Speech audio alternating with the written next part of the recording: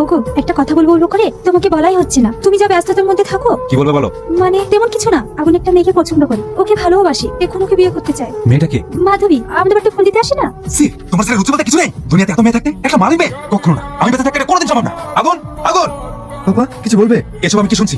কি রে এবার বকছিস কেন? কি হয়েছে? কিছু হয়নি বাবা, তুমি মালিক মেয়েকে বলে দেবে। ওদের কোনোদিন এই বাড়িতে ফুল দিতে না আসে। এসব তুই কি বলছিস? তুই ভুলে যাস না এই বাড়িটা আমার, তাই এই বাড়িতে আমি যা বলবো তাই হবে। আমি ওই মালির মেয়ের সাথে আমার নাতির বিয়ে দেবো, এটাই আমার শেষ সিদ্ধান্ত। এখন একটা মালিক মেয়ের সাথে কেন, ওরা কি মানুষ না? মানুষ, একটা ছোট জাতের মানুষ। জমিদার বাড়ির বউ হওয়ার উপযুক্ত নয়। আমি ওর জন্য মানুষ আমার হাতে পারবো না। আর আমিও তোকে বলে দিচ্ছি, বিয়ে তো দিতে হয় ওই মেয়ের সাথেই দেবো। কি হলো আব্বা, কাজু কেন? তোর মতো মেয়ে যা করে থাকবে তাকে তো খাতেই হবে। কি বলছো আব্বা? তোর আব্বা ঠিকই বলছে, আগুনের আব্বা এসেছিল, আমাদেরকে চাতা বলে অপমান করে গেল। কিন্তু কেন? ওদের ছেলেকে স্বপ্ন দেখলে অপমান করবে না, ছেড়ে দেবে।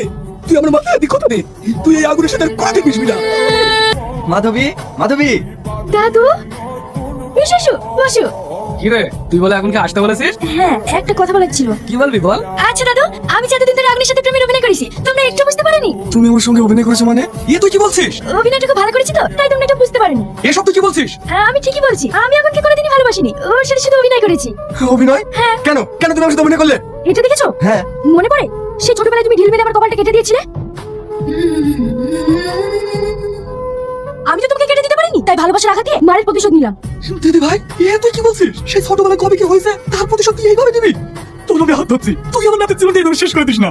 তুমি জানো তোমার নাতি মানুষ না, ও একটা জানোয়ার। কি বললি? আমার নাতি জানোয়ার? তুই একটা মানুষ?